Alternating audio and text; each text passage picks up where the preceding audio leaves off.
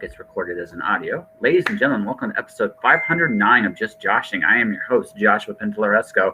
I write stuff, I podcast, and apparently I illustrate too. I'm doing a little bit of everything. My guest is novelist, freelancer, rock star extraordinaire, KatFlannery. Hello. Hello. I gotta confess something to you. When I first met you, honestly, when I first actually met you at the con, you reminded me of like one of my sisters, like adult, like one of her friends. Like you are just like her. And there were actually a couple moments I forgot. Like in a good way, like yeah, no, there's only a good way. No, you are so personable. Like I think like the one thing about you that I always admired is just how, for the most part, you're pretty down to earth. I mean, yeah, you're very savvy, you're very smart, and you definitely, you're good, but you also are very approachable. You're a cool human being, and you just, for whatever reason, you reminded me of a friend, like not a friend of my sister's. When I was in Calgary, I met at one of her art shows. It was like the resemblance was uncanny, and there were a couple moments, like legitimately, when we were talking, it's like, I know you. And then my head is like, no, you don't. Like, you know of her, but you don't know her, if that makes sense. Right. I've had those experiences too. And actually on one occasion, I actually said the wrong name and kind of felt like an idiot or whatever, right? Because you're actually so comfortable with that person. And then, yeah, it's quite something.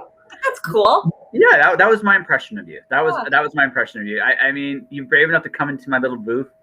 So this is the thing, ladies and gentlemen. She came to my little booth. I remember because Tracy came before you. She was like, "What the hell did I get into?" But she enjoyed it, and then you followed it, and we had a blast. And I wanted to get you back at some point, and yeah, really fun. It was a good time. So nice to see you. You too. Yeah. So we're like I said, as I was talking off the air, I got myself. So I am legitimately 1-for-1 on pitches. It took me a few months to figure out this show in terms of the schedule and stuff like that. But now I got to figure it out. I can do my show in essentially 4 hours. I got it down to the point now where I've been doing audio for so long. It's almost like an automatic impulse for me. Video is a bit of the learning curve. I'm still learning some things because I'm trying to film commercials for this too.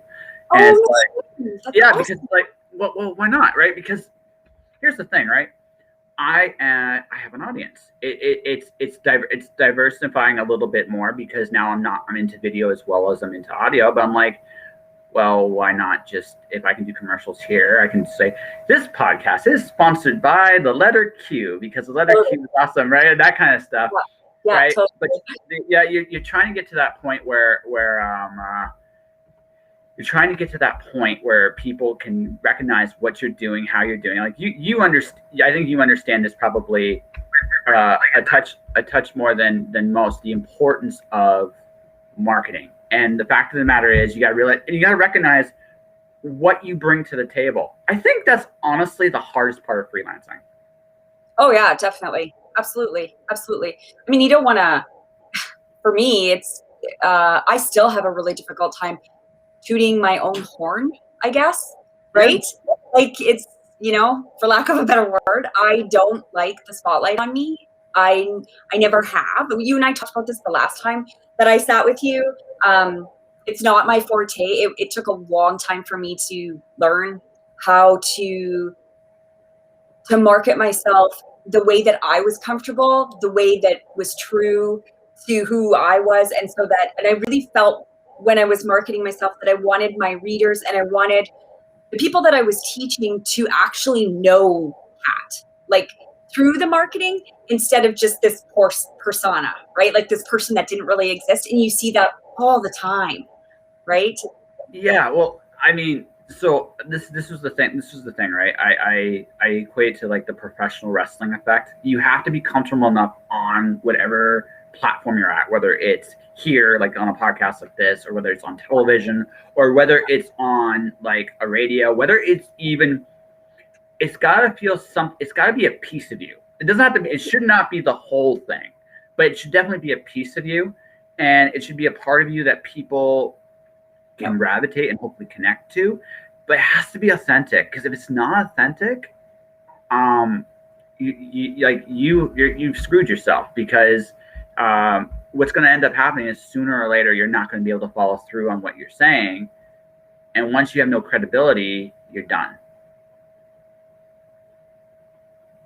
Are you there? Did Kat just disappear on me, ladies and gentlemen? I think that I'm here. Hold on. Yeah. I'm here. Okay, you are here. Oh. Cool. Yeah, I'm here. No, I heard you. No, I totally agree with you.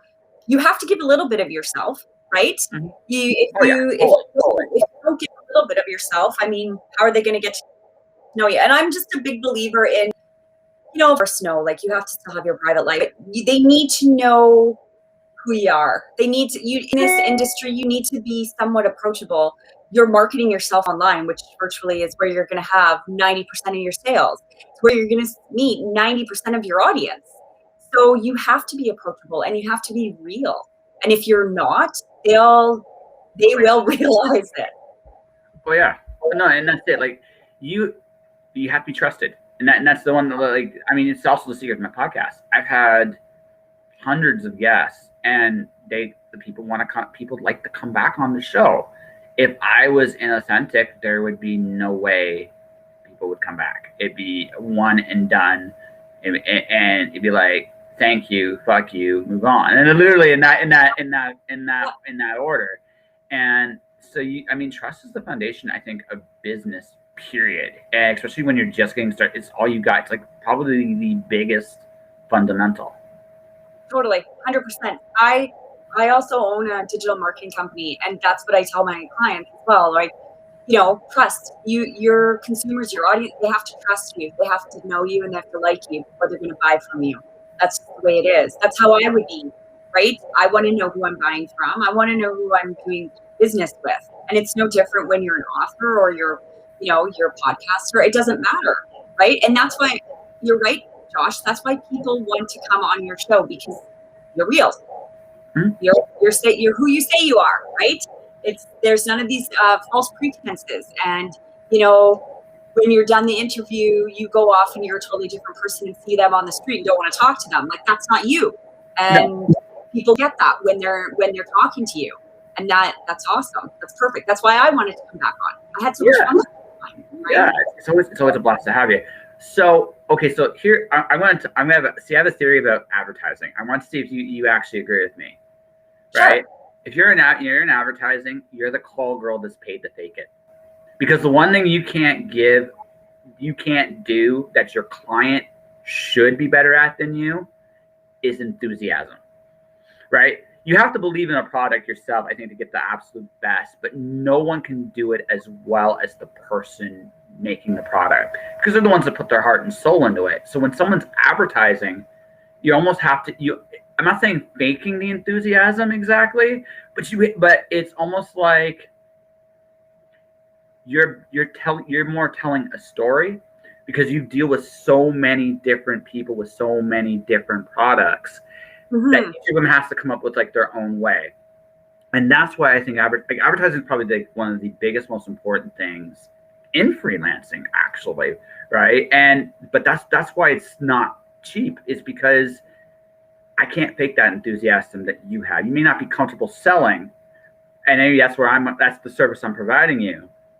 But even at my best, the person making it probably should be the most enthusiastic person about it. Am I wrong? Am I right? I'll give you, so 50-50. And I'm just going to tell you why. So here's the thing. So yes, you make a valid point. Nobody's going to love your product, like yourself. Doesn't matter. Don't care who you are. You created it. You're going to love it the most. You're going to be the most passionate about it.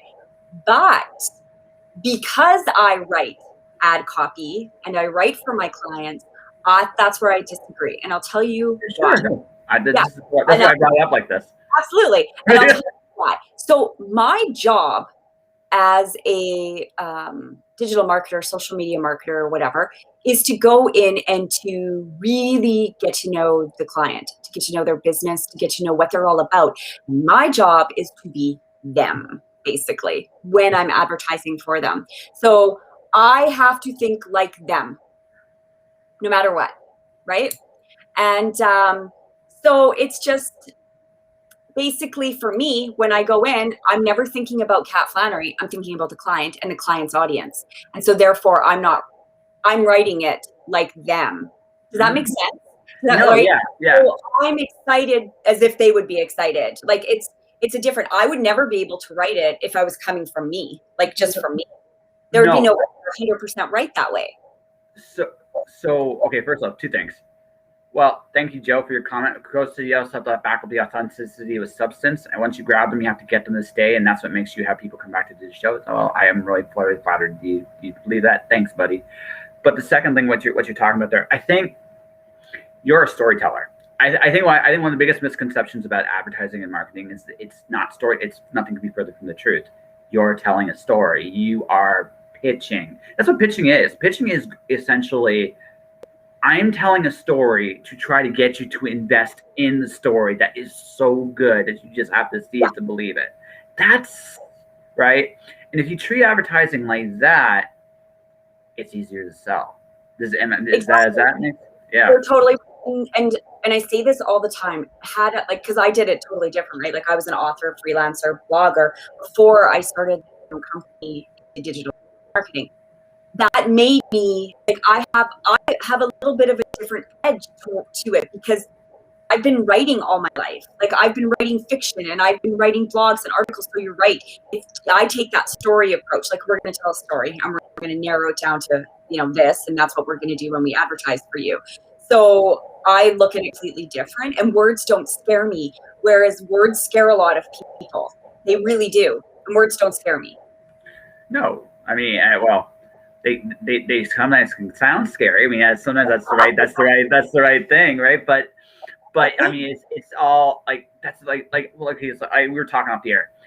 It occurred to me like this week I had like a eureka moment, and it occurred to me that probably the biggest mistake I haven't done as a freelancer is simply the fact is I have a ton of material to work with because I have interviewed so many people, and we talk about stuff all the time. And it just occurred, and it again, one of those eureka moments, like, oh my gosh, it's right in front of me all this time, right? Yeah, no, yeah. No, honestly, I think that's the number one thing about freelancing I've learned. Most of the answers you're looking for, you already have. It's about recognizing what those answers actually represent, right? Absolutely. I mean, yeah, like I interview people. For starters, okay, there's a bunch of ways I can use this material. I can go to you maybe when this is over. Hey, Kat, you mind if I quote you about a couple things here and there? And you could say, cool. Maybe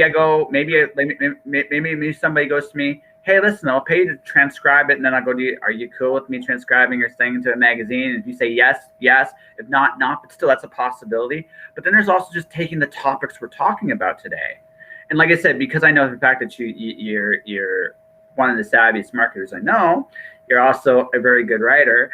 That we started on this path, started here. I directed it here initially. We might go in other places but that's why, because I recognize something like I think probably one of the most important things you have to understand as a freelancer is the things that you're really passionate about and the things that you're talking about and doing.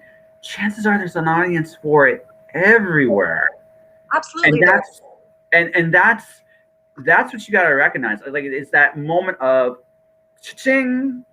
And so my question for you was, what was that moment for you? Because everybody goes through that, I think, drowning and finding the spaghetti that sticks in freelancing. We all go through that. I'm still kind of going through that, but I think I figured some shit out. I could be wrong, but we'll find out in the next few weeks about this. But the thing about that is, right? I think we all start there. And then at some point, either we quit because we haven't figured out seeing what's in front of us, or maybe it's like it just collates into something. And I feel like that happened with you at some point. Like it collated, like, what do I do well and why am I awesome at this? And I think it's a gut check, an honest one. Well, like I floundered for a long time, right? Like I did it the hard way, which all of us do, right? I mean, mean, I've had numerous conversations about like via Facebook Messenger and stuff about online marketing and advertising and those types of things. So when I first started, I was basically like, I signed with my publisher, and the publisher was like, you have to market. I was like, what? No, nobody needs to know my name, and I'm just gonna sit in the back. That's kind of where I was at, right? I was like, fuck that shit, no. And she's like, yeah, it's, you know, it was on my contract 50-50. And so I had no choice. I was like thrown into it. And I made a lot of mistakes, like a lot. And then I just, you know, I say this when I teach this class too, like I stalked a lot of authors that were doing really well, and I just kind of like followed some of the things that they were doing. And I mean, some of them were amazing, and they talked to me, and some of them were like, "Bitch, please get out of here." Right? Okay, but I still, like, you know, would stalk them in the corner and stuff like that, right? So, and that's what I did for years, and it took a long time. It took probably 4 years of really learning my audience, learning myself. Like I had to know who KatFlannery was. Like, did I want to be this person? I was still trying to find myself, or am I just going to be me and like fuck it, right? And so, yeah, so I just went out there and I did it, and I made mistakes, and I got called out on some shit, and you know, I wrote everything down, and I fixed things, and I took classes, and I talked to people, and that was the most important thing. And when the sales started to go up and the books started to, you know, move, and the numbers on the bestsellers list started to go up, like I was just like, or down, I was just like, holy shit, okay. And then you just keep the momentum going, and you just ride it out, right? But the one thing that I always stayed true on, and I will never ever like go back on this, is I will always talk to you. I don't care who you are, I will always answer you. And the reason I do say that is because I was that person, and there was a lot that didn't answer me. There was a lot that. Oh yeah. Right? Oh no, you recognize, like, the people that really help you, you remember them very, very well. The people that didn't help you, you also remember them very, very well. Because it's one of those things where people recognize when you're serious. I think that's the one. I think some people do recognize when you're serious about stuff. Joe makes another point here. I think another key is you can't be afraid to make mistakes and fail. The one advice I think that a lot of people don't necessarily realize: fail fast. It's a beautiful thing. It's okay to fail fast. Just go. Yeah. Totally, Josh. 100%. I agree with you. It's okay to fail fast, and just do it. Get up, wipe yourself off, and go. Like, don't sit there and, you know, wallow in it. Just get up and keep going. Right. Babe Ruth struck out many times. Many. Yes, I do every day, and that's the thing. Like, just because you're selling books, and just because you're writing books, and you're doing these things, and people look at you and say, "I'm no different than anybody else." I fail every day. I'm learning every single day. I'm researching every single day. Like, especially online marketing, it changes all the time. Like, Facebook keeps fucking with the algorithms and shit. Like, they need to piss off, because every time you turn around, there's something different, right? Mark, knock it off. I'm actually I'm trying stuff on LinkedIn right now, because again, just one of those things I recognize about Facebook is a fun place, but I also feel like it's Facebook really feels like it's kind of rigged against you. Like, it's like going to a casino, and like knowing that. See, I kind of feel like this is how I feel like it is strictly on the business world. When I go to Vegas, I'm expecting to lose my ass. I really am expecting to lose my ass. I'm just a smart enough man to realize that if I do somehow happen to win, I just run. Like, I don't even try to, like, don't play. No, I'm out. Done. One of my favorite, like, I was in Windsor, where I am right now. The casino was open. I go with my grandmother and my dad. My grandmother gives me $20. I win like 200 in like a minute. Like, literally 1 minute. I go to the slot. I hit it. I'm done. I just know it. I'm just. Did you walk away? Yeah, I walk right away. I don't get done. No. See, no, I'm not. See. Now my grandmother goes to me, go play a couple more rounds. It's like, okay, fine. Tell you what, cashed it in, took $40, played it. I lasted a long time on one of the rounds. I'm done. I'm like, no more, no mas. For me, the one I get in trouble in is poker. Poker's where I get in trouble. Poker's where I get in trouble because I'm aggressive. Like no, I'm very aggressive in poker, and Are you like all in, all in? no, I don't. No. You don't. No. I start smart. Like what you do. Like it's probabilities, but the thing is, it's when your stacks get to a certain point, you play differently. And you have to somewhat too, because what happens is when you're like the when you got the most stacks, you can bully people a little bit because you have the money. So Okay. yeah, right. So the biggest part of poker is you're playing. A lot of times the game is about not getting to the flop. If you can knock players, like especially in Hold'em, this is Texas Hold'em, the whole goal in Hold'em is, right, especially when there's 8 people, you're looking at the odds. Let's say you get okay, pocket aces is the best hand in pre flop. It's the best hand. So what you want to do is because you have the best hand and you know it. You want to knock out as many people as you can before you get to the flop. Because if you do that, you've increased your odds of winning. Because the moment the flop hits, you've added more variables. This is the whole science of this is the science side of the gambling. Every time you do something, you're conveying information to your opponents. So what happens? So sometimes you can't always play good hands, because then you become very predictable. And at that point, then it's about figuring out you have to play bad hands too. But the real trick is your job through the whole game is predicated on one thing. A lot of the game is decided at the pre-flop, where if you can get people to leave the game, you're already winning. You're already winning, right? Now, that's really that's a real secret to Hold'em is. So what happens to happen with me is I'll play really well at first, and then I'll get a big chip lead. Sooner or later, I get the chip lead, and then I get really aggressive to my undoing. Right? That's my undoing. Right? And this is understanding. And the reason is now I have like an edge, and now I'm just trying to push everybody out. That's what I'm trying to do. You're trying to be the last one standing at your table, or you want to become such a big chip leader, you go to a bigger table. One or the other, depending on where you're at in the casino. Right? So that's the game. That's the game in a nutshell, right? If you understand that, you understand, like, this is all theoretical. When you're actually playing and there's real money on the line, there's also a lot of other like pressures, stresses, anxieties, all that stuff. Right? But that's the whole secret to the game, right? Is you put yourself, if you can get yourself in a position where let's say even if you don't have the best hand, if you play it, and this is where the betting is really interesting, is you can tell the people around you that you have the best hand by how you bet, right? There are ways of doing that. And when you do that,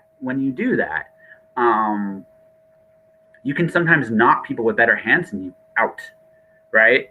Right. That's the whole. This is game theory again. Right. That's game theory, right? Right? I'm not a poker but I know there's a lot of people that love it. Like that's but that's where the lot of strategy is. Like, literally right before it falls, because once the cards are on the table, okay. Say I have the worst nightmare is pocket jacks, because it's good enough that you can't just throw it away, but it's just bad enough that a lot of hands can beat it. Right? Okay, so that's 2 jacks then, right? Yeah, it's 2 jacks, right? Yeah, 2 jacks. Because again, jack's pretty strong, but queens beat it, kings beat it, aces beat it. It's the hand you look at that's like, this can get busted. Like this can get royally, it can get busted. It's like, 2 pairs, the worst hand for you. Yeah.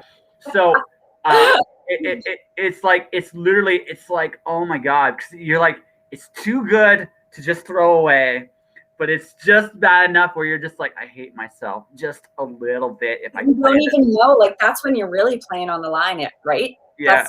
Right, because then you're like, I don't even know. This guy could have 3 queens and beat you. Yeah. Right. And especially like when let's say the flop. Okay, so let's say like the flop, like the first 3 cards in the thing. There's like a queen, a 10, and like an 8. Okay. You got 2 jacks. Now you got possible straight. You got possible straight that comes up. It's also possible someone's got those queens, right? There's like someone's got those queens. So now you're like, oh God. And so they flip another card. and then then the game can completely change. Like, and by that point, you've knocked out. Let's say there's 8 players, it's 2 or 3 players. So it's like that's where the game gets really, really intricate and tight. And that's when, again, that's where betting can come in. And then you can try to knock somebody out. But there's a point too when you're so committed to that particular game because of the money you've put in, you can't back out either. It gets really like that's where it gets it.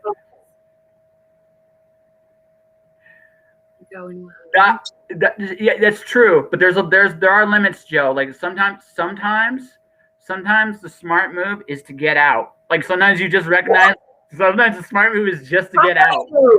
Yeah, right. Sometimes the smart move is to get out. Sometimes, right? Not playing scared, just like because you know that person's going like this, fishing and sucking you in. It's a very fine line. It's a very, very fine line, and you gotta recognize when it is. Like, and that's, yeah, that's like I said. So, like for me, this is why I don't play poker in Vegas because I'd be in trouble. I would be in trouble, and I know it because I'm not as good as I think I am, and I'm smart enough to know that. Yeah, well, you know what though? I mean, why not be smart about like that? Oh, yeah. See, no, it's true. It's the hands you fold. Sometimes a bad, and here's the cool thing about poker. Sometimes a bad hand is actually a great hand. One poker night, I kept 4s. I just kept 4s all night. I would win with like 3 4s or 4 4s. I actually got 4 of a kind of 4s, and just like, so with 4 of a kind of 4, it was that not kind of night. So I just had it.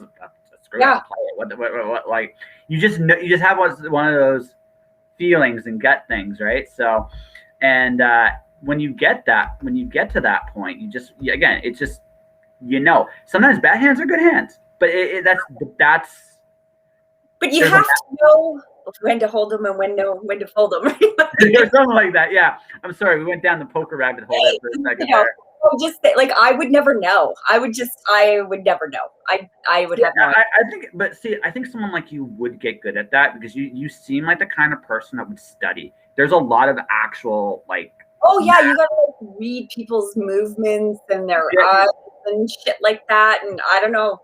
There's that, but not just that, but there's also just the you seem like the type of person that when you get into anything that you actually try to look up as much as you can and study up as much as you can.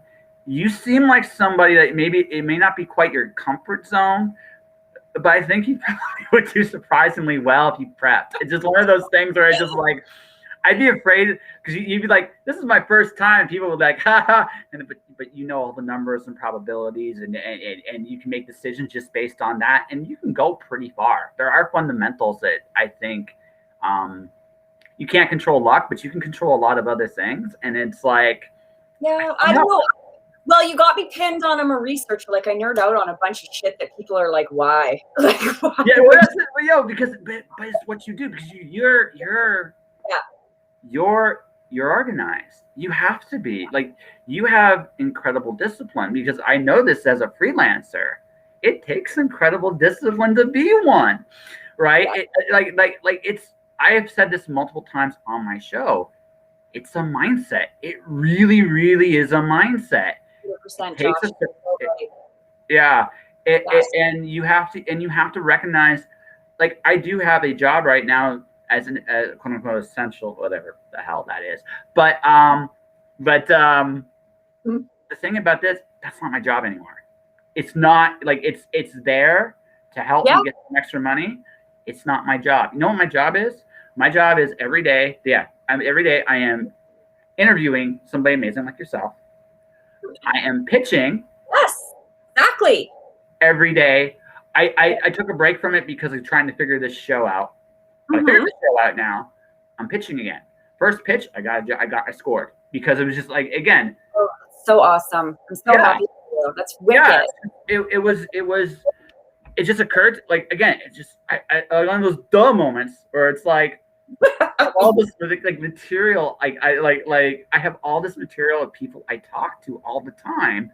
Why am I not just going through it all? Right? Like you have like a treasure chest of shit, man. Like I do. I really do. I really do. But again, this is. Yeah. Actually, I totally see. I know. Kat would be good. She'd be like me. She'd be like me the first few times.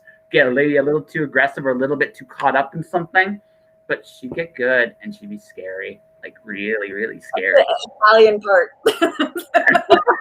No, it's just I'm Maltese. I get it. I get it. I'm Maltese, so close. Like we're close enough, right? So,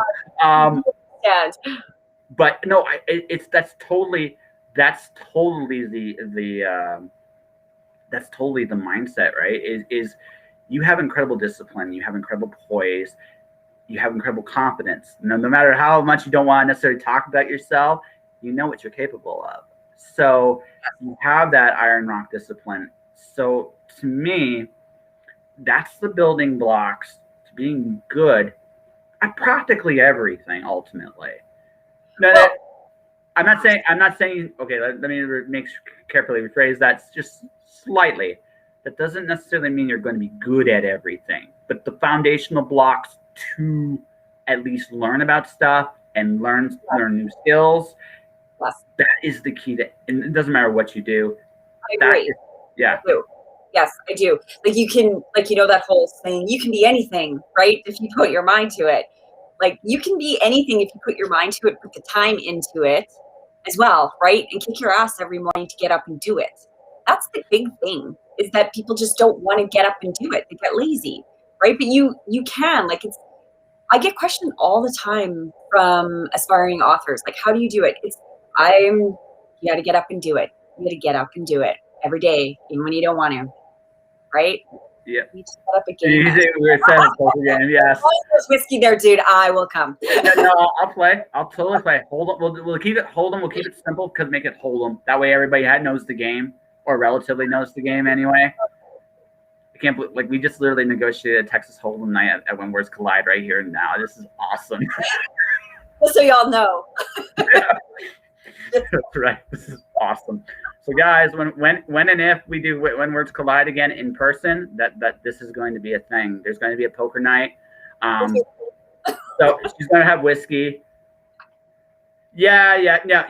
The only thing we're going to say about poker, you have to have a gambling aspect to it. If there's no gambling, it's not the same game at all. Oh, totally. It has to have it. But yes, small stakes.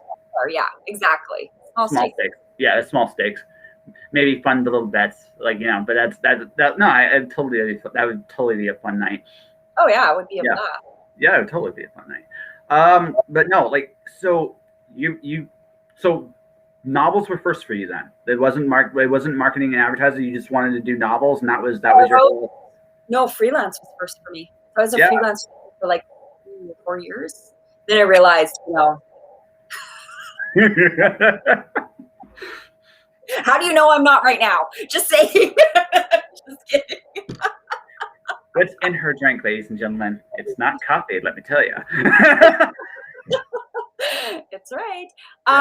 It's freelance, and I worked for a couple magazines. I didn't like being told what to write, so I was like, this isn't for me. I would rather choose what I want to write, and kind of go with that. And that's kind of how I started. And then I started writing novels, and that was a hard process, and then signed. And then through that, I learned to market. I'm going to tell you this, the honest truth, in the beginning, never in a million years did I think that I would teach marketing classes, that I would have my own agency. Like, never. Never. But I just want to help people, like I do in this industry. I just genuinely want to fucking help them.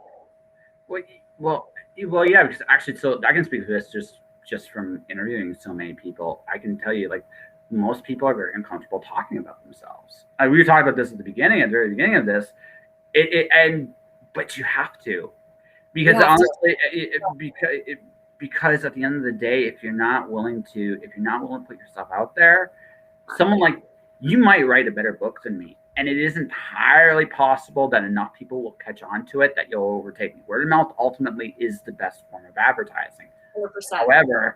However, getting people to know that you're out there is so crucial to getting to that point. Writing the best book will ultimately win you the big battle in the long run. But in the short run, you gotta, ladies and gentlemen, I'm out there. I'm amazing and stuff. And even if you've got, I feel like such an asshole saying that. Look at me. Look at me. So true. Yeah, exactly. Well, and the thing is and again, like I keep saying this, but it's true. Every time, like there's always those 3 or 4 people that are like, well, I don't want to go online and I don't know how to go online. But here's the thing. What is everybody doing all the time? On their phone. I'm playing with my sexy phone. See, sexy phone. Exactly. On their phone, on their iPads, on their computer. They are always, it's at their fingertips. And all you have to do is give it to them. It's right there. It's right there. Right? And that's the key to it. Like, you are accessible, and never, and this is something that we as authors, taking the author hat now, have to understand, is that in the last 20 years, and more so even now, we have never had the platforms that we have had to market ourselves. Like 20 years ago, they weren't able to reach people across the world unless their publisher did it. We can do that now. And that's amazing. Yeah, no, well, okay, look, this podcast, I talk to people from Australia, England, Exactly. India, yeah, right? Yes. And I can reach out and literally, that's the amazing thing about technology today. The world is in a very interesting way, is smaller than it's ever been before. And here's the other thing too, right? Yeah, I would love to be on a New York Times best-selling list, but you know what? I'd also just be happy to be Angola's number one author. Like seriously, just have the whole country just behind you. It doesn't have to be a big country, right? It doesn't matter where your success comes from. What matters is that you're successful. I mean, yeah, you know what? And you know what, too, Josh? The other thing too is you got to define what success means to you, right? Like that's key too, right? Like you said, like I don't need to be on the New York Times. My goal is this one. This is my goal. Like that's kind of what I just got from you, right? Like I want to get this award instead. First, right? But the thing of it is everybody's success is different. Some people just want to get that book published. So they just want to publish this book that they've worked forever and ever and ever, and they just want to sign it, right? Or they just want to get it out there. And there is nothing wrong with that. And some people will never make a New York Times bestseller or but that doesn't mean you're not successful. It doesn't. No, and also it's publishing is such a different, like even like for example, I will clip this moment from my channel. I will totally clip this moment from my channel. I promise. But before I do, I actually want to add one other small little point, and this is I want your opinion on something. Something I've been paying attention to is the fact that even indie is there's a divergent path even on the indie marketing path, which is this. You can still go through Amazon, Barnes and Noble, and that path is an indie, which there's nothing wrong with that path. But you can also crowdfund. I don't think crowdfunding and indie is the same thing. I think they're very, very different markets with different goals. Yes. And right. And I feel like at this particular point, like this is just another path I want to point out to people. This like publishing is evolving in front of your eyes right now.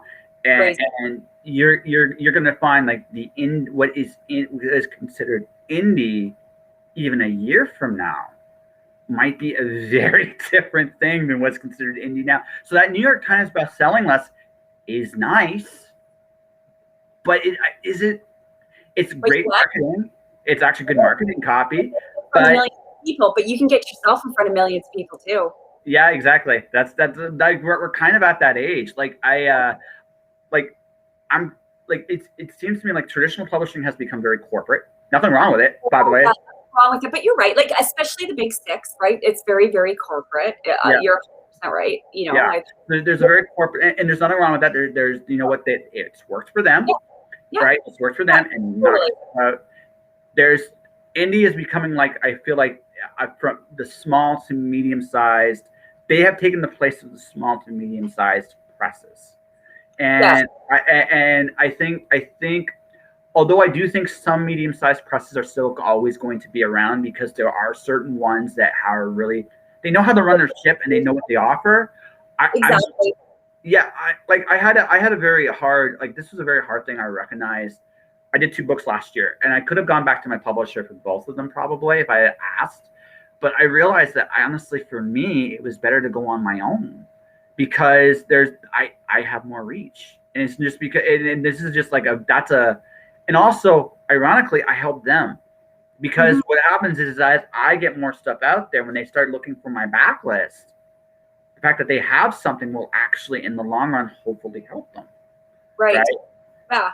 And I mean, I think too, a lot of people, like a lot of authors forget too, like when you're looking for a publisher, you need to really research them, because just as much as you want to work with them, you know, they need to be able to work for you as well. And so you need to kind of do your homework in that respect, right? So like you're going to come across publishers that are going to say you're going to do it all, and you might as well just do it all. Right? Like, and you're going to come across that are going to want all your rights, like everything, and you're not going to get them back for 5-6 years, right? And is that something that you want to do? So I think that when you're researching, if that's the path you want to go, you definitely need to understand, and it's okay to ask questions of a publisher that offers you a deal. There's nothing wrong with that. There's nothing wrong with saying, asking a few questions before you sign your contract.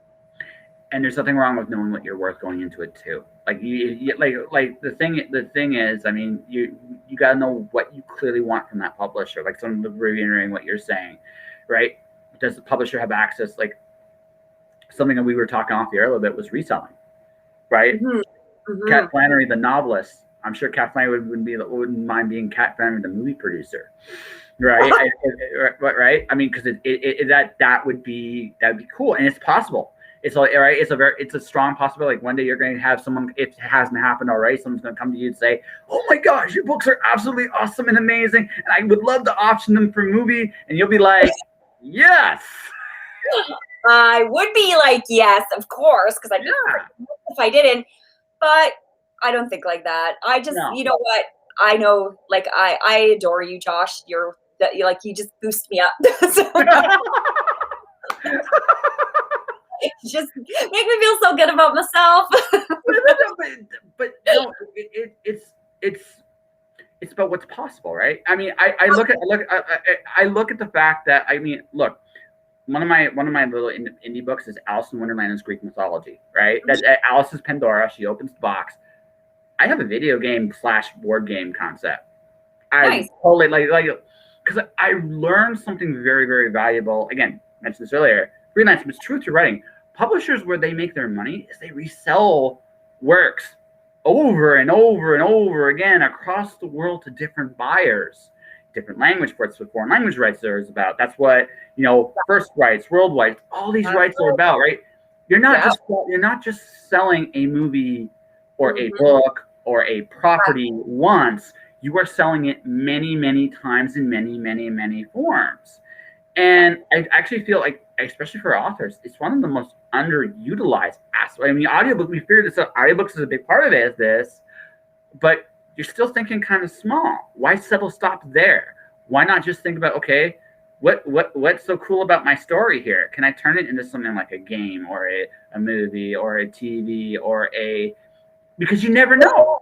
And you can definitely, I have several friends who, they are indies and they, did different translations, right? And now they're all over the place and this and that. And I have a couple of friends who signed with German publishers, right? Like just, for German translation and stuff like that. Absolutely. I mean, you can resell your book more than once, right? Like that is something that I think people forget. It is. The article I pitched is literally about this whole thing. So this is what publishers do. And this is what freelancers should do, and this is what authors should do. It's not just about getting that first sale. I mean, I'm not trying to say it's not hard to get that sale, but we can all slip on a banana peel once. It's when we're smart enough to realize, hey, if I can sell this once, I can do it again. Right? Exactly. And I mean, there's so many markets out there that like you could sit for years and still not find all the markets. Like there's so many different places that you can shop your book or whatever, right? Translations, like you said, and then there's, the movie, the film rights, or what a screenplay. You got to put it into a screenplay. Like there's lots. Yeah. All right. So I'm gonna ask a fun question since I built you up so much and I made you think about some cool things. You've accomplished an incredible amount. I know you love helping people, but I mean, what are you shooting for? Because I mean, here's the thing. I know this too. As you achieve more things, you want more things. It's just part of how you grow. So what does KatFlannery want today? Like today? Well, I'm gonna go get another bottle of whiskey. Out. It's only Wednesday, but whatever. I judge nobody anymore. What am I? Honestly, so I have a new book coming out in June. That to me is something that it's a step up for me. Like, I shouldn't say step up, but it's something different. So I went out of my comfort zone. It is not historical fiction. It is contemporary thriller. Yeah, crime. So and so for that part of it, like, I'm kind of gonna sit back and see how it goes. That is kind of the route that I want to take and still write my other ones. Like, I really want to to me, I look at, like, the sky's the limit, right? I kind of sound like I'm rambling, but the sky's the limit, and I really don't have one thing that I want to do. Like, I'm honestly, genuinely happy where I am. I'm happy helping people, and I'm happy being able to show them where I made mistakes and how they can go this route or whatever, with my clients. I just absolutely adore every single one of them. When they succeed, I feel like I succeed. And that's just, the way that I look at it. And it's no different when I teach classes, writing classes, social media classes, same thing. Like, honestly, like, if I didn't have to pay the mortgage and stuff like that, like, I would give this shit away for free, because I just enjoy it. Right? Like, I just love it, and I'm passionate about it. I was talking to Jonas, like, a while back, and, like, that's the thing. Jonas Saul, like, he's wicked, and he gets passionate about his shit, right? And that's how I am. Like, certain things, right? Honestly, my favorite people I've worked with as a freelancer have that passion. So I talk her up really nicely, and Susie, because Susie is just, she is so passionate about what she does. But I mean, I've seen this too. Like, when I was working, I interviewed Sophia Evangelina. She's 18 years old. She's had her first album out. She's bopping to her own song. It just made me go, like, I dig you. I cannot help but admire that, because that's there's a genuine, like, you can tell when someone doesn't have their thing as a priority, even if it's really good. Sometimes it's like, it drives you mad when you see that, but you can tell, and you can tell when the other people just, like, I really want this. This is what I do. Those are the people you're like, I had to work for you for free. Yeah, why can't I find more people like you? It's so right?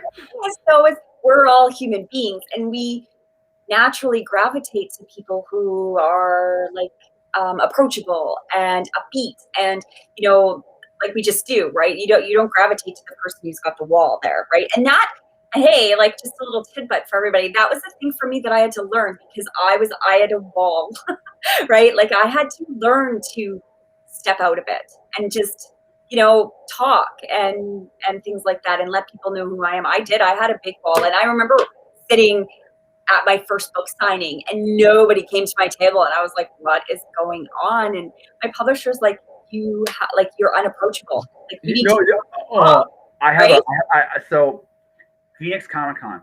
So I am beside literally, like, one of the busiest tables in there. They liked me because there was, like, they would do their thing, and they said, and they would told me, like, you're very passionate about your stuff. And it was Phoenix. I didn't make, like, because you're traveling, I didn't make, like, big money or any, like, I lost money going there, but I sold stuff.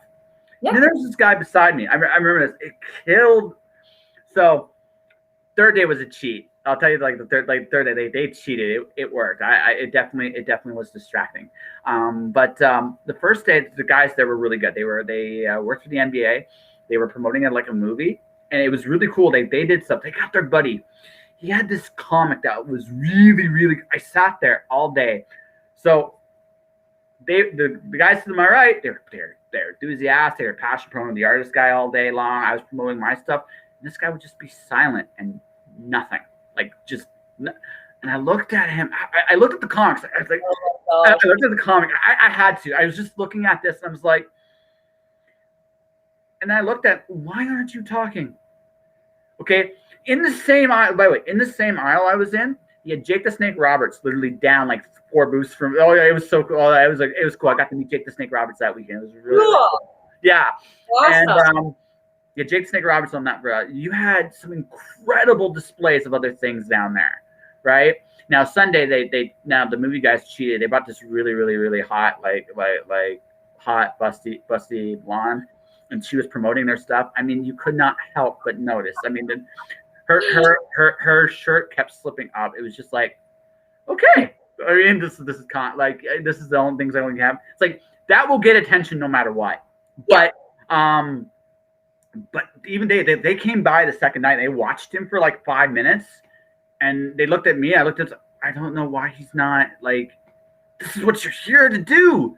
You need. I know. Yeah. I know, and I get it. Like I do, and I understand that. Like my old publisher, like she's a very big author, and Cheryl, and she could work a crowd like nobody's business. Like she could just go out there, and she was so friendly and so like.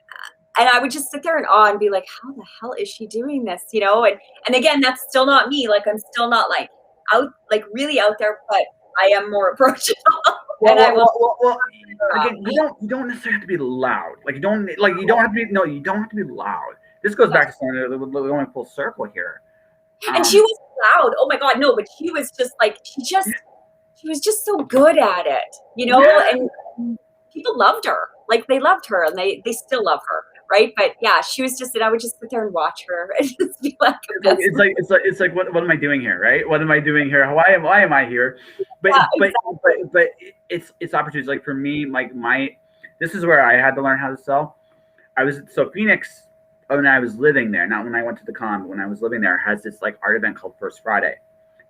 It's not like Calgary. It's way busier, way bigger. Wow. No. Like you could literally go to like some of the you could before the pandemic. Like you could go into like these blocks, and people would just sell their art every day. Now, when I first went to Phoenix, I was there visiting. It was the last time I really lived with my dad, and he went back to Windsor, and I went all over and did my thing for like 20 years. But while I was there. So I had my first book published, and I remember one particular time I sat my table up. To the right of me was this. I was literally right beside the stage. Like there was this rock concert going on. Okay. No, this is wilder. To the left of me, there's these amazing stained glass windows, and I just have my book. I look around and I'm thinking to myself, what the hell am I doing here? Right? Right, because I am so outclassed, but I as you have clearly seen, I have an amazingly big mouth, and I realized like that's my thing. So you recognize who you are and who you're not. Totally. And once you recognize that, like you're approachable, you're talkable. You may not be the most like larger in life. I'm going to boom my personality across the hall. Yeah. But you're the person that people go, hey, what's up? They'll give you a high five, maybe a hug if that's your thing. Yeah. Hey, listen, Joe, it's okay. I'm okay. You can make fun of me all you want. It's all good. This is my show. I can make an ass of myself. They gave me an award for making an ass of myself, Joe. They gave me an award for that. So I mean, it's one of those things that I'm good with, right? But the thing about that is like you're that person. Like you're quiet, steady, happy, and that will grab attention. You might not be the biggest star in the room, but you don't need to be. You can just be you, and that will be good enough. But you're smart enough to go, I'll be me, in front of the audience, and I'm not going to take I'm not taking a back seat to anybody, but I'm just going to just live and let live. That's the key. That's talent. Yeah. That's the key, man. I'm telling you, like, you just got to just, yeah, you're right. Like, you just said it. I'm totally speechless. Do you feel good? I got you that pegged. Like, I'm just like, I got nothing.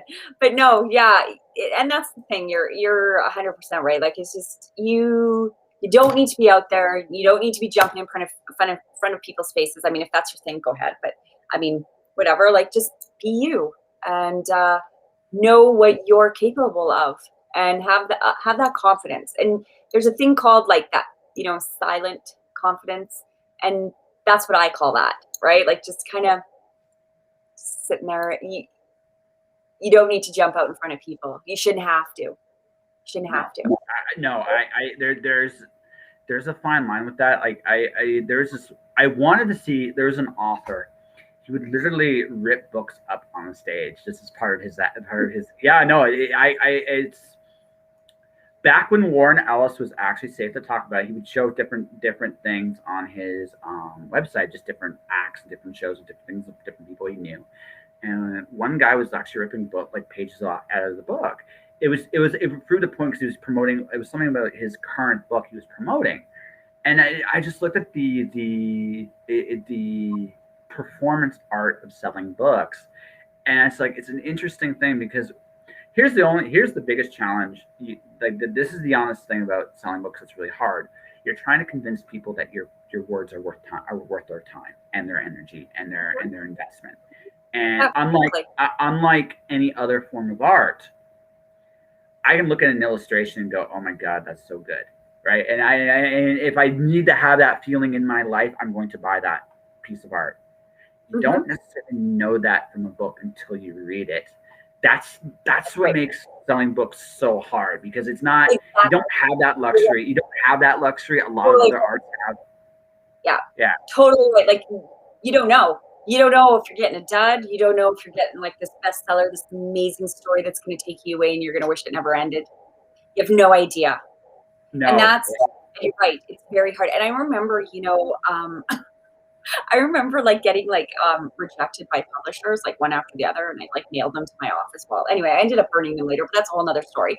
So I had all these rejections, and I remember saying, and I think it was to my mom, I remember being like, if they would just meet me, and get to know who I am, they would sign me. I freaking know it.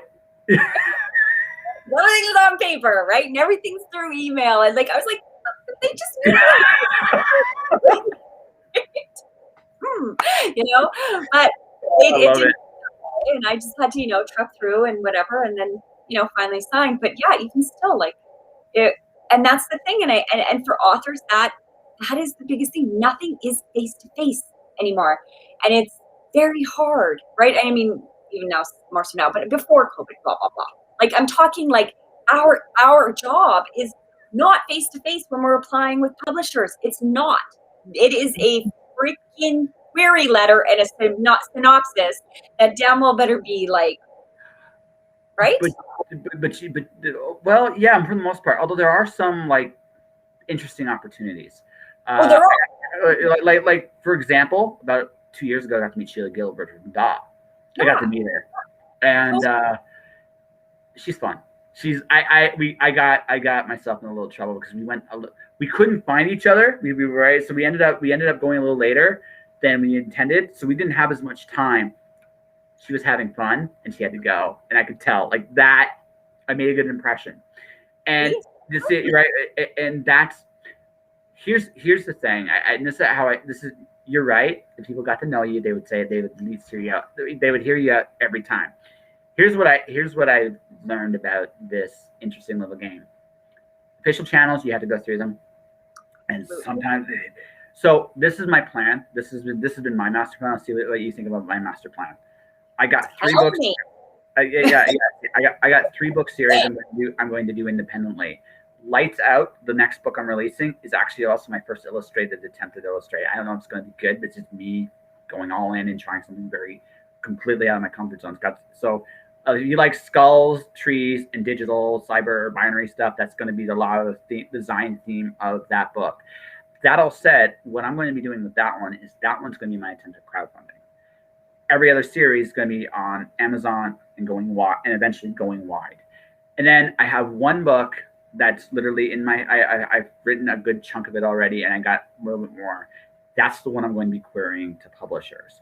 I figure at this point in time that at some point, I think we all end up in the independent realm. Even when we get into the traditional publishing realm, unless we do sell unless we are Jonas and is selling like hotcakes right now, when they're like, we're going to keep you forever and we're going to hold you to we're going to chain you to the desk. No, literally chain you to the desk. But unless they're that, what's going to I look at traditional publishing for a lot of authors. You have a shelf life.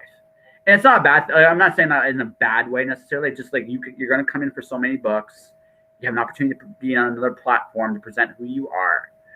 So while I'm trying to do that, I'm going to establish my own platform. Go through, get into the traditional publishing at some point. Maybe I do exceptionally well. Maybe I don't. But then probably end up back on independent. But I'll have created this audience for myself. Now maybe I go bigger and better than I've ever imagined. But it seems to me like I think yeah, it's true. I would be okay chained to where he is too. Exactly. Yeah.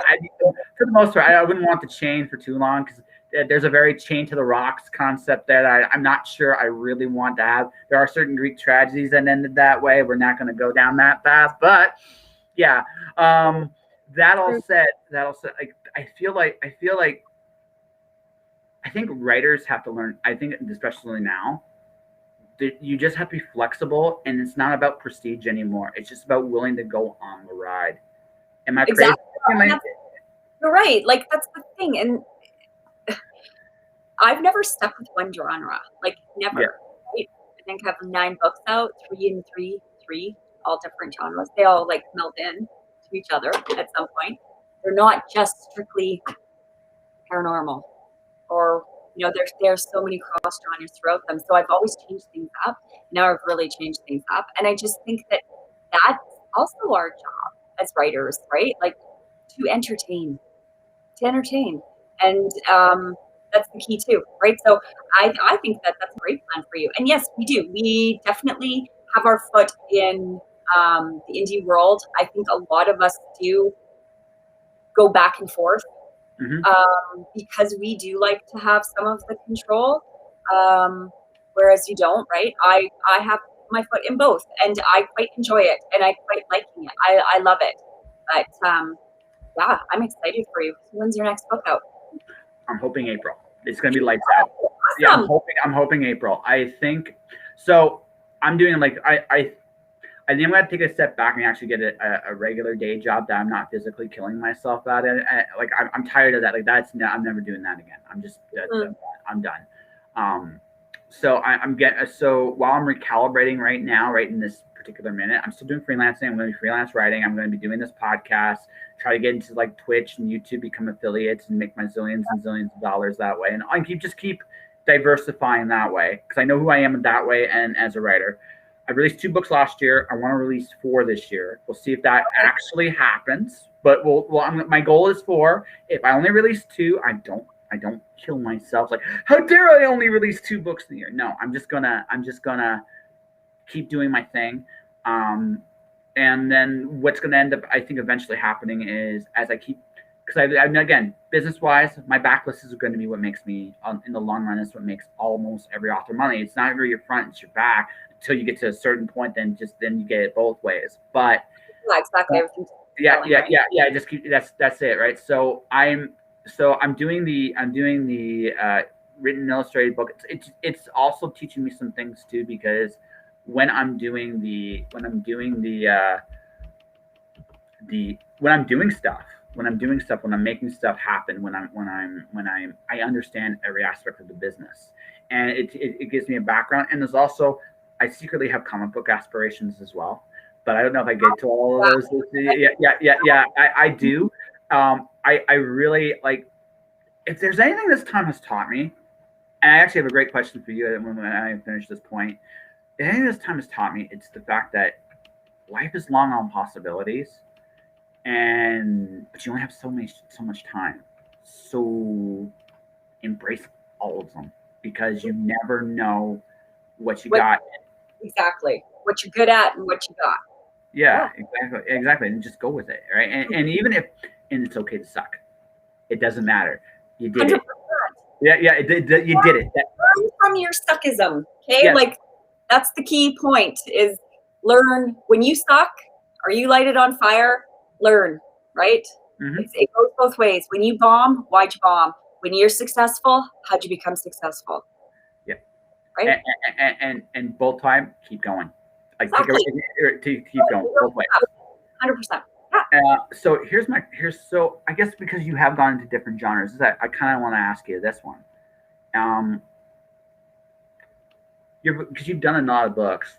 Have you noticed how your voice, like, because are you going to different genres because your voice as a writer has evolved, or has it because, say, what entertains you, like because you got obviously you're older / wiser. We'll debate the wiser for another day, I'm sure. Yeah, another day.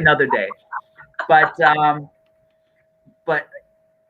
I notice this with my own voice when I'm telling stories. It's different every time. Like, it's different every time I do a new book.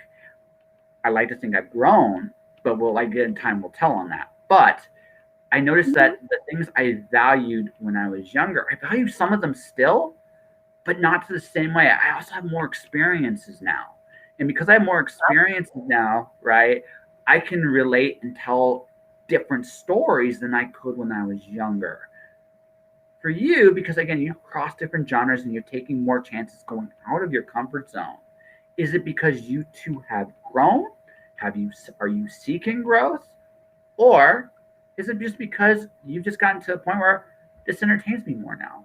There's nothing wrong with that, either any way it goes. But I'm just wondering. Well, definitely you grow as a writer, right? Like, you evolve, absolutely, right? But the main reason I cross genres is because I don't want to get bored. And if I'm bored, then the reader's bored, right? And so I also like to challenge myself, right? So here's the thing, like, third book in a series, I'm good with it. I'm ready to wrap this shit up, right? Like, let's move on. That's where my head's at, okay? Then I sit and I ponder and I think, I got nothing for this genre. But then my head goes somewhere else and it's a challenge. And it means I got to research more. And it means I got to delve more and I got to dig deeper. And then I always choose the hard way. It never fucking matters. I always got to choose more work, right? I know, and I say this numerous times, I know how to write Western historical. I know the formula in my head. I have it. I know the way it goes. And I love to write it. I do. But I always have to push outside boundaries. I had to go paranormal, and I had to go, like, now I got to go, like, suspense thriller, right? Like, I have to always be doing something different because I need to be excited. Does that make sense? Like, it's just, I need to. So I'm going to ask it like this. I'm just going to ask it like this. Were you the kind of kid that loved figuring out how something works, but once you figured it out, you kind of wanted to do something else? Yeah, like, don't ask me to do a freaking puzzle. Do you know why? Because I know it goes together at some fucking point. I don't care. Like, none of it bothers me, right? Like, I realize I think it all goes together, but I'm not sitting here for 5 damn hours trying to put the damn puzzle together, because to me it's a waste of time. However, if you give me, like, a word search and stuff or a scavenger hunt, I'm all over that shit. I'll scavenge all over this damn country to look for shit, but I'm not going to sit there and put a damn puzzle together.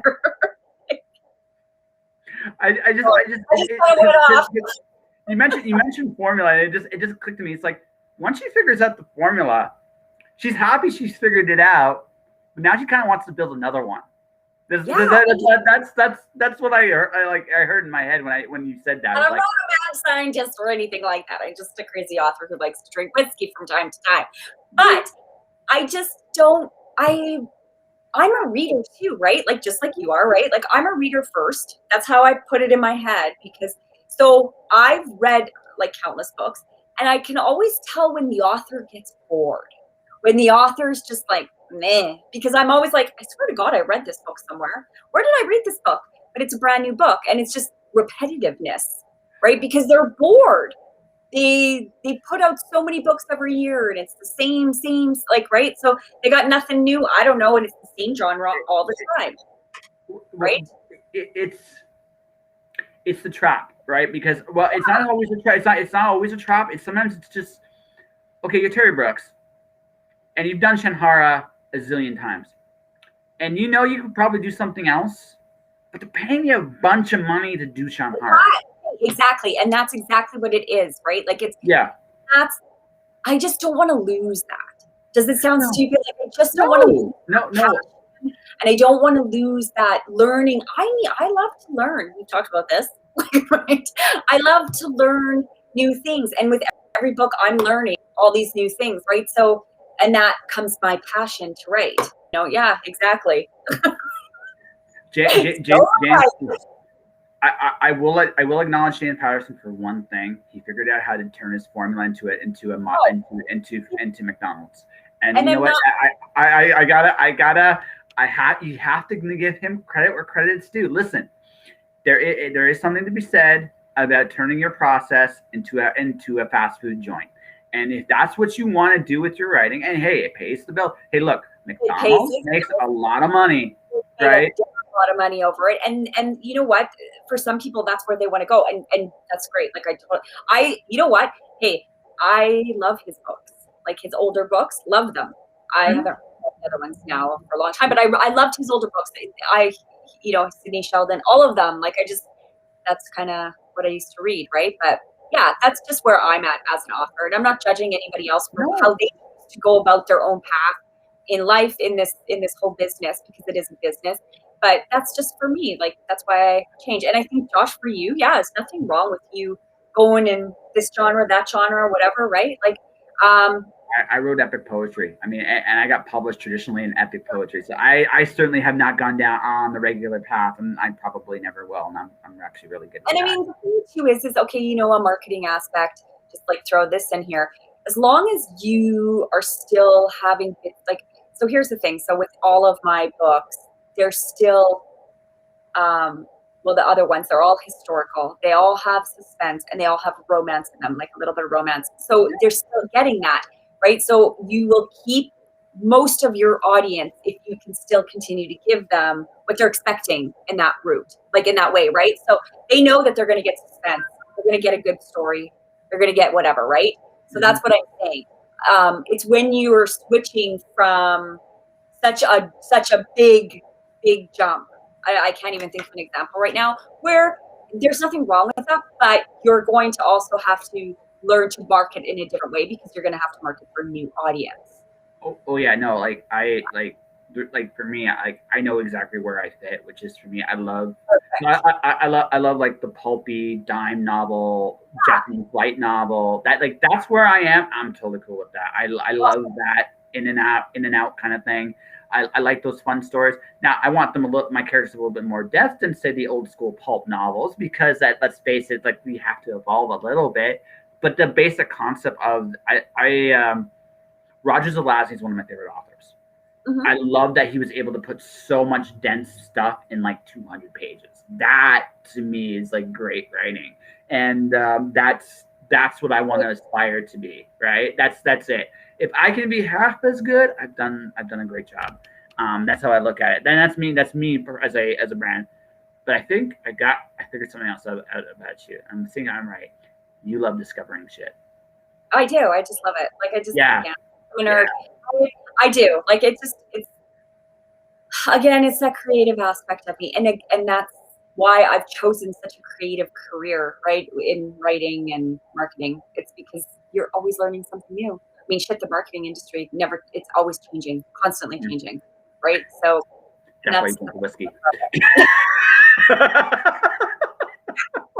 why you drink whiskey.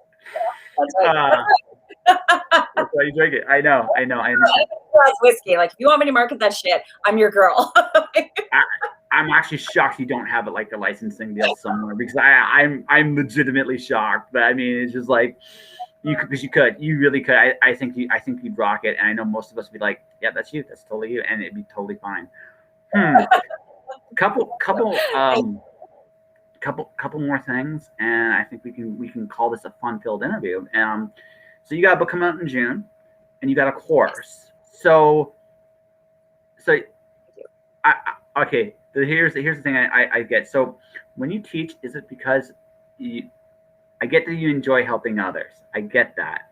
But again, going back to the discovery thing, you seem like the kind of person that also just loves to learn. And there's no environment that I think that can teach better than being around other people aspiring to learn as well, because they see the world in differently than you do.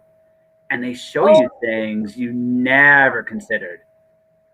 Yeah. When I teach a class, like, and I mean, I've taught quite a few actually, but when I'm teaching, and particularly social media marketing or whatever, I sit, and I've done this numerous times.